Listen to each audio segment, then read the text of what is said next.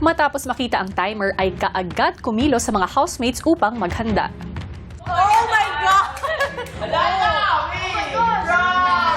Guys! Okay, Kuya, I see you. Tumatakbo na yung oras na 6 hours po, Kuya. Naaligaga po kami lahat kasi that day lang din po na-provide yung mga kinakailangan po namin sa marketing, mga kailangan po naming ingredients, ganyan. Yeah, forgot. Narinig talaga tayo. For visible foods. What is this? May timer, guys. Guys, we have 6 hours.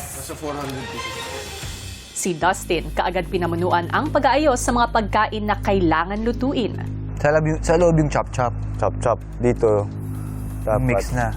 As a task leader, Kuya, talagang minake sure ko na magsimula po kami agad. May karanasan ka ba sa negosyo?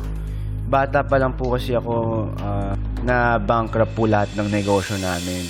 And then, ako na nagpaaral sa sarili ko. May natuklasan po akong candy na hindi mahanap-hanap ng mga kaklase ko. Hindi nila mahanap-hanap kung saan nabili. Tapos, doon nagbenta po ako noon. Nagbenta naman ako ng mga graphic ng mga t-shirt. Nakapag-ipon, ipon, hanggat sa nag-decide po ako magtayo ng restaurant po, Kuya. Itong rice cooker sa loob. Sa loob to. yan, di ba? Kailangan natin i-make use yung yung lutuan sa loob. Yun nga eh. Baka pwede pakuluan na yung mga karne doon. Bakit food business ang naisipan mong pasukin?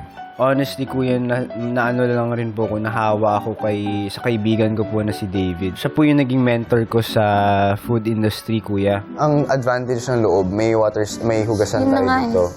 So, kailangan yung mga kailangan hugasan, dito na gagawin sa loob.